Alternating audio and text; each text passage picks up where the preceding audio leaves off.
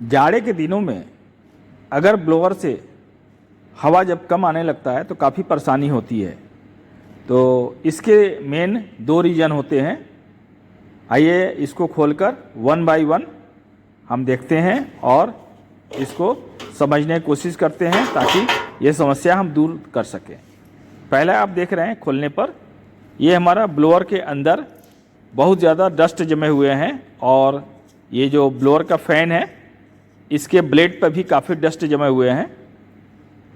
इन dust के जमा होने के कारण फ़ैन भारी हो जाता है और स्पीड इसका धीमा हो जाता है, जिसके वजह से सही ढंग से हवा नहीं देता है। तो एक तो ये मेन रीज़न होता है।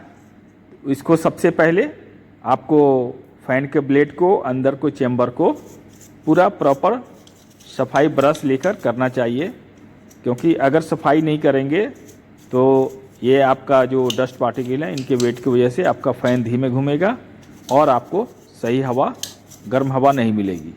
तो इसकी सफाई करने के लिए एक तो आप ब्रश लेकर और ठीक से साफ़ कर लें। दूसरा तरीका ये भी है, अच्छी सी सफाई का एक और तरीका है कि आप इसको धुलाई कर दें ठीक से और धुलाई करके लगाएं। लेकिन धुलाई करने के बाद आपको तुरंत लगाने के लिए थोड़ा सा समय देना पड़ेगा। तो इसलिए अगर आपके पास समय ना हो तो आप इसको ब्रश से ही पूरा प्रॉपर साफ़ कर लें और साफ़ करके पूरा डस्ट पार्टिकल कहीं भी नहीं होना चाहिए, क्योंकि डस्ट पार्टिकल अगर थोड़ा भी रहेगा तो फ़ैन अनबैलेंस होकर हवा कम देगा और आपको कम गर्म हवा मिलेगी। तो ये एक सफाई पूरा कर लेना चाहिए अंदर इसके फ़ैन के ऊपर नीचे चारों तरफ, कहीं भी डस्ट पार्टिकल आपको छोड़ना नहीं चाहिए। और इसको निकालने से पहले एक ध्यान रखना चाहिए कि आपका जो प्लग है वो ज़रूर अनप्लग कर लेना चाहिए, क्योंकि इलेक्ट्रिकल का मामला है तो इसमें सेफ्टी बहुत ज़रूरी है। प्लग निकाल कर ही इसमें काम करके पूरा सफाई कर लेना चाहिए। अब देखिए ये पूरा हमने अंदर का मोटर से लेके सब पूरा सफाई कर लिया। अब सफाई करने के बाद ये ब्लेड भी पूरा साफ़ हो गया। अब इसको हम लगाकर और इसका जो बोल्ट टाइट करते हैं, इसको ध्यान रखना चाहिए कि प्लास्टिक का है तो बहुत ज़्यादा टाइट ना करें तो ये आपका फ़ैन टूट जाएगा। तो एक लिमिट तक इसको टाइट करें और टाइट करने के बाद अब देखिए काफ़ी ज़्यादा स्मूथ घूम रहा है। एक बार मैं प्लग लगा के भी इसको चेक करता हूँ। आप लोग पूरा कवर वगैरह लगाने के बाद अगर नए हैं तो करिएगा, क्योंकि ये इलेक्ट्रिकल का मामला है तो सुरक्षा बहुत ज़रूरी है। बिना सुरक्षा के आप इसमें काम नहीं करेंगे। देखिए ये फ़ैन काफ़ी ऐसा स्मूथ घूम रहा है और हवा भी काफ़ी अच्छा आ रहा है। अब ये जो बेसिक रीज़न होता है, जनरली ये आता ही है क्योंकि आपका ब्लोअर चलता रहता है तो डस्ट पार्टिकल खींचकर और ब्लेड हैवी हो जाता है और जिसकी वजह से फ़ैन आपका स्लो चलने लगता है और आपको जो है हवा कम मिलता है।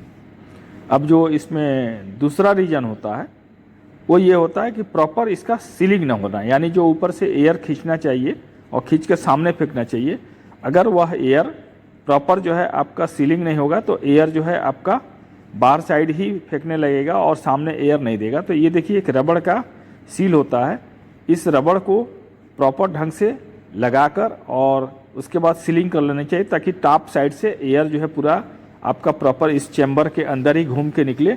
अगर ये सही ढंग से रबड़ नहीं लगा रहेगा या ये रबड़ नहीं होगा या कट गया होगा तब भी आपके फ़ैन में ये दूसरी प्रॉब्लम आती है जिसकी वजह से एयर कम देता है।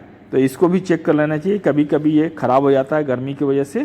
तो ये दो चीज़ें हैं जिनकी वजह से आपका स्पीड फ़ैन का कम हो जाता है और हवा आपको कम मिलने की वजह से गर्म हवा कम मिलती है।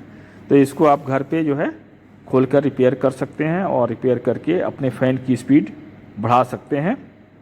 और आप गर्मी में, जाड़े में जो है जो दिक्कत आती है तो इस दिक्कत को आप खुद घर पे रेक्टिफाई करके और अपने ब्लोअर को सही कर सकते हैं।